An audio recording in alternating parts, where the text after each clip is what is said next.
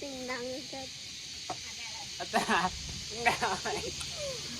เอาวันใหม่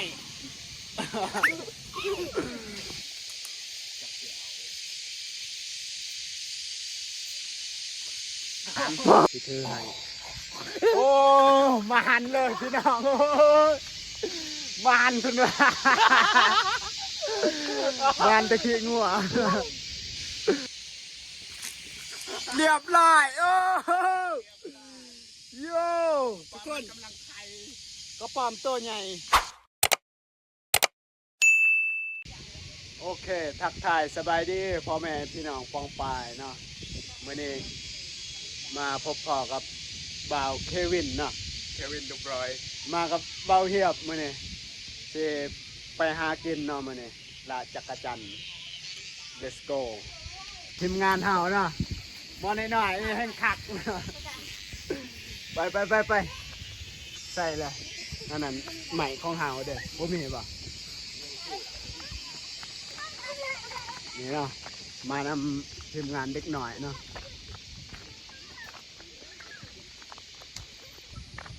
มันไม่ไปตายแล้วบอกแล้วมันไปจุดตุนเน็กนี่ทางอย่าง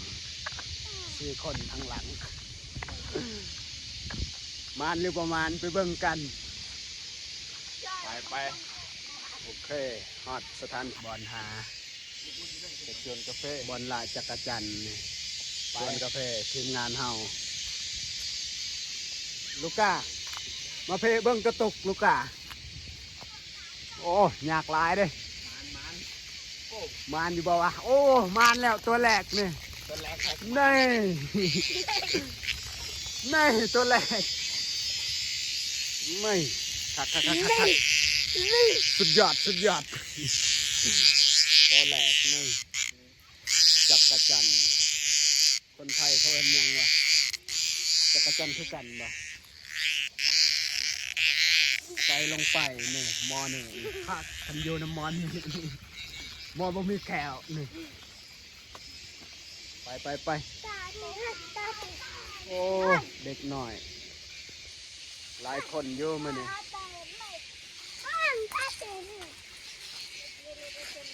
เดี๋ยวได้เบาเหียบเห็นบ่เห็นลองเบิ่ง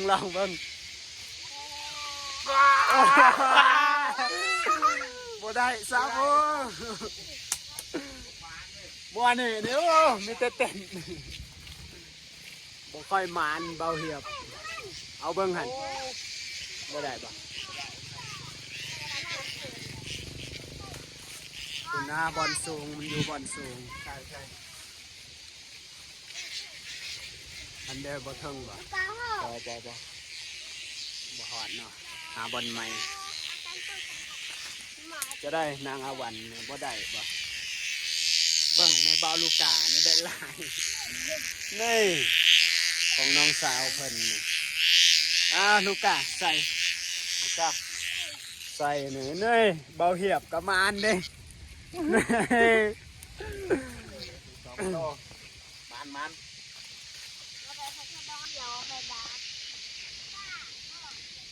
ไปเบิ่งกันว่ามานหรือบ่ไม่จะได้มานบ่ยังเบาเหียบเดี๋ยวนี้ก็มีเป็นว่ามันจะบินมาต่ำบินไปหาตัวเองครับนี่มันไปกันต่อโอ้ทางยากเว้ยส่วนกาแฟไปต่อ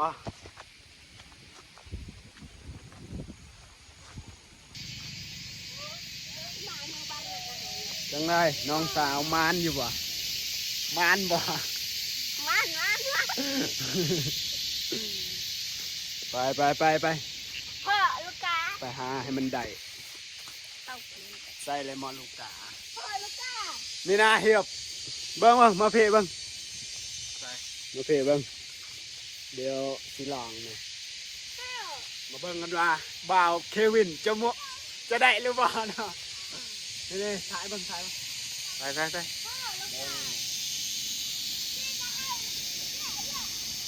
นี่เอ้ามันนี่เห็นป่ะคนมันมันได้แล้วตัวหนึ่งพี่น้องนี่ทุกคนได้แล้วตัวหนึ่งแต้มไปเบิ่งไปลุยกันต่อเพิ่มใส่เอาแหละมันเป็นแนวสัตว์เกือบได้ลูกกาลูกกานี่ไปใส่บ่เห็นโอ้ยมันเป็นแนวสัตว์นี่บ่หลอดดอกมันนี่ไปกกตัวพุ่นได้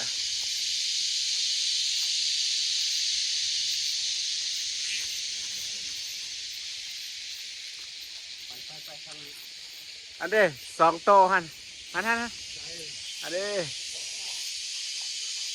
มาถ่าน้ำมวยแต่เบิ้งดาวเพลที่เฮ็ด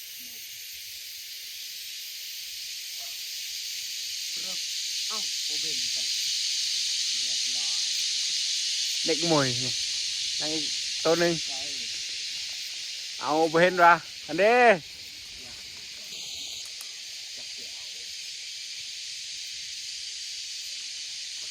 โอ้ยได้ตัวที่2ตัวแรกบินมือสั่นไม่3 แต้มแล้วกับตรงหนึ่งค่ะ2 โมเมนต์2 แต้ม2 แต้มโอเคไปกันต่อไปละจักรจันทร์มื้อนี่มวนหลาย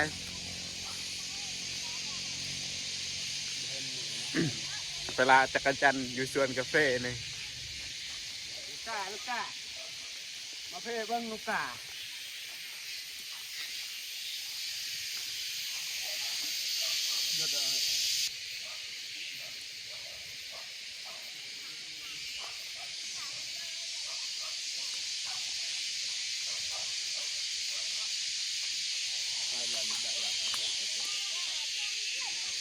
อ้าวตัวนี้2 โตนี่มาทายเบิ้งนี่2 โตนี่เรียบร้อยมันติดบนใหญ่แมงมุมติดใหญ่นี่2 โตตัวน้อยลูกกามาเพ่เบิ้งใส่นี่ลูกกาเมื่อนี่นะเจ้าบ่จักภาษาลาวบ่นี่ดอกบ่ใส่ในลายอยู่ในยุทธการยันมันดึงเด็กเราเปิบโอเคไปกันต่อ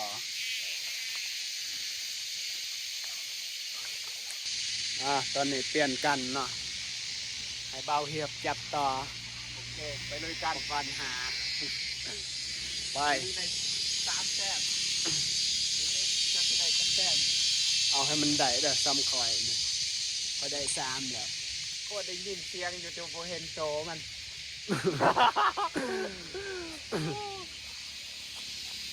ว้าโบเห็นเลยโบเห็นเนาะ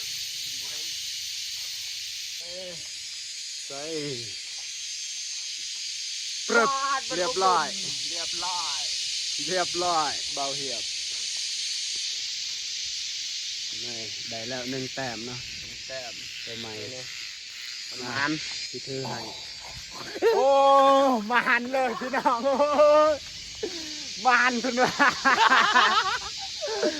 มาหันตะขี้งัว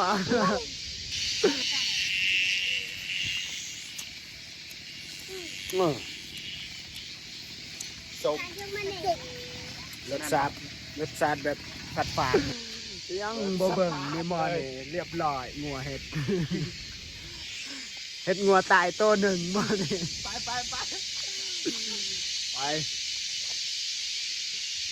ป ไปทีมงานเฮามาเพ่เบิ่งลูกกาวันเห็นบ่หยุดก่อนรึบเรียบร้อยเบาเรียบเผ็ดเรียบร้อยได้ซองหรอบ่ ได้2แต้ม มาคือให้ยังสบายนะ ไปต่อ ไปหลากันต่อ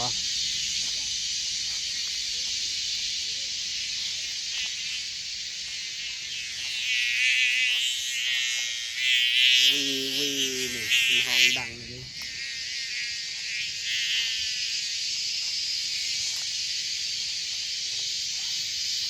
แถวสวนกาแฟนี่นะ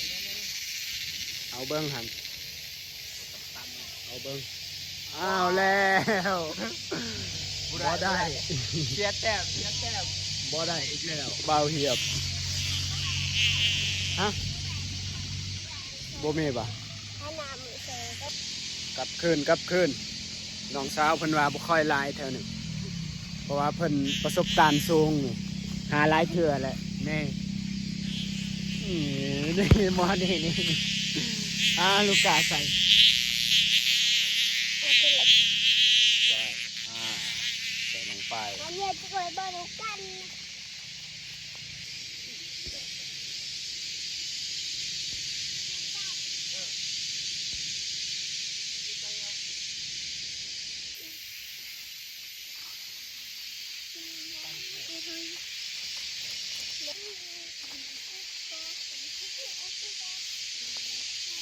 ไปหากันต่อ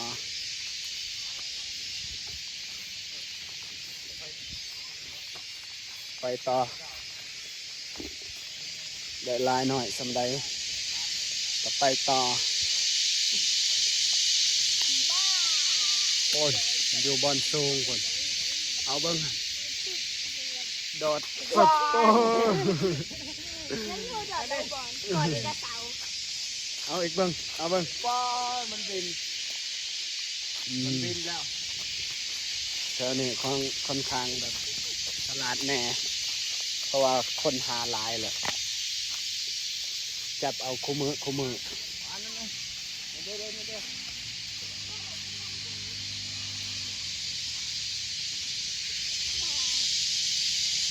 ปรึบได้ปะเรียบร้อยแต้มบวกหนึ่ง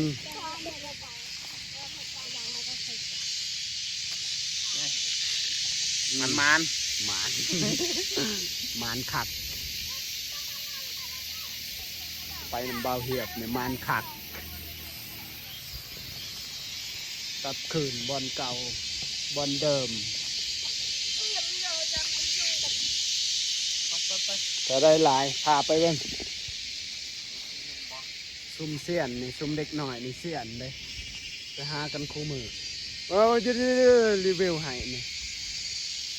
เอาแล้วบินเมย์แหละเรียบร้อยได้ปะโอ้เก่งเว้ยดวงดาวเห็ดนี่โดดจับลองเบิ่งเห็นบ่โดดจับอีกเบิ่ง เรียบร้อย ได้ปะ ได้มันบวกอีกตัวหนึ่ง มันได้3 โตแล้ว 3 ตัวแล้ว ป่ากระดียุง โดดหลดปรึบได้ปะ ได้ เรียบร้อยบวกอีกแต้มหนึ่ง โรด มอฮอลโลนนี่ไม่แต่เธอได้บ่ได้พอโตนี่ ได้แบบไหนเนี่ย มอฮอลโลนนี่เอาไหมมอฮอลโลนนี่บักฮอลโลนนี่บ่เอาบ่ เอาการเอาแก้ว หนัง โอ้สมบูรณ์นะ ใส่ซิม บ้า เบิ่ง หนึ่ง ใส่สิลองซิมเบิ่งนี่ น้ นี่ มัดจัน มักจันบ่ โอ้ยุง เลยกอบจะกัน หรือว่าเอิร์ธแอปเปิลก็ได้ แอปเปิลป่าหมักจันเนาะน้องสาวเพิ่นเอามาให้สิลองเสียมเบิ่ง มันฟาดคักเนาะ มันรสชาติมันสิเป็นแบบใดนะของป่า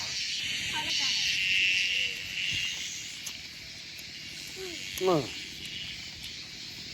ส้ม รสชาติแบบฝาดๆนี่ฝาดๆคมๆโอ้ดอกแก้วยุ่งเลย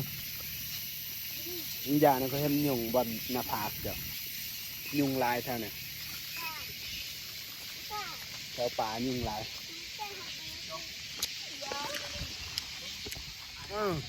ฟาดมันดินนี่มีดอกกกบักจันเลยแล้วก็เห็นนี่ สั่นเบิ้งหันคำยักหลองเบิ้งสิสั่น เรียบร้อย เบิ้งสิสั่น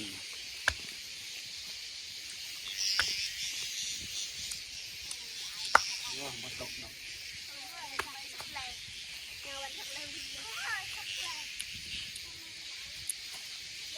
ฟาดก็แก้วเจ็บ แบบฝาดแบบสาดบ่อยากขัด ไปเมื่อ อ้าวเมื่อแล้วบ่เบิ้งคนงานเฮาลูกกะ ไม่ได้คนละ นี่คนงานเฮา มันมาน จักนาทีว่าเขานี่ ไปกับงานเลย ไปนำทีมงานเฮา เด็กเซียน พวกเสียนแบบประมาณนี้เนาะมานอยู่แต่บ่ได้หลายมานหน่อยหนึ่งนี่คนนี้ก็ได้อีกแล้วนางสาวอาตาไปเมื่อบัดนี้ได้บ่หลายทุกคนเตรียมออกเมื่อ โอ้ประมาณเลย เวทกับบ่มานเนี่ยบ่ได้ซ้ โอ้ ำนี่ผู้มานนี่นางอาวันนี่มานอยู่เด้อเดี๋ยวมาสิจับเฮ้ยมานอยู่ตอนนั้นนี่ปรับเอาวันจบได้เอาวันแต่บ่ได้ใส่ลงไปเ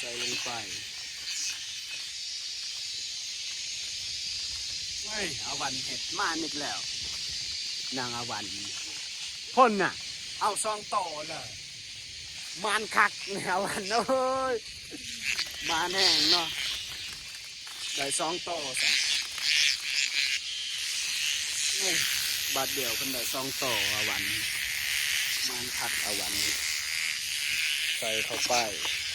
ปน่าอาวันได้อีกแล้วมานได้อาวันใส่ลงไปเริ่มคักทีมงานเฮาบ้าหมอนี่ยังวะไปลกเบียร์กาแฟบักหัวโหลนเนี่ยเอาเต้นเลี้ยงเลยบักหัวโหลนถ้าลกเบียร์อีกเอาวันจังใดจังหวะนี้รึบได้โตหนึ่งเอาอีกโตหนึ่งพ่นอยู่เทิง เห็นว่าเบาเหียบจะได้แพะเด็กหน่อยเบาเหียบ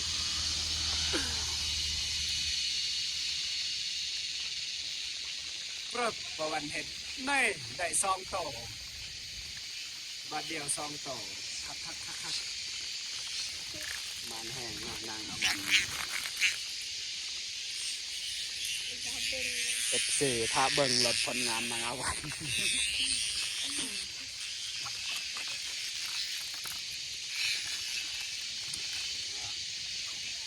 จบ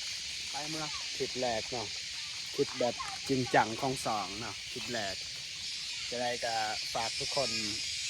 กดไลค์กดแชร์เพื่อเป็นกำลังใจโอ้เห็นกระป๋อมเว้ยกระป๋อมใหญ่เห็นเบิ่งสิบจับ ใช่ เธอเบิ่งนี่กระป๋อมนี่เรียบร้อยโอ้โย่ทุกคน กำลังไข่ กระป๋อมตัวใหญ่กระป๋อมในใดวะบ่เคยเห็นเอ้ย คนราชการกำลังไข่ป้อนนี่มันเรียกก่อน ต่างเลยบ่คือกระป๋อมทั่วไปเด้เนี่ย เอ๊ะ โอ้ยก็ว่าใคร อย่ากลัวเลย ขาดเว้ยเลยกระป๋อมตัวใหญ่สุดยอดกระป๋องเสร็จ คนกระป๋อมเจ็ดครับ บ้านเราเป็นแบบ มานแห้งเว้ยเอามือจับได้เนี่ยบ่ได้ใส่อุปกรณ์นี่ยังมัน จะได้ทีมงานเฮาเมื่อปะ ไปเมื่อ เมื่อก็เมื่อได้เนี่ยได้เลยกระป๋อมตัวหนึ่งอุ่นใจและสำเร็จ ภูมิใจ ภูมิใจแห้งเว้ย เด็กกระป๋องเสร็จ คลิปแรกได้กระป๋อมภูมิใจขึ้นมาว่าเมื่อปะ ก็แต่จอยเนี่ย จ่อจะดองเลยเอาเมื่อนะ เมื่อบอก เมื่อนะได้ลายแล้วกระป๋อมเจ็ดดูกาก็คือกันนี่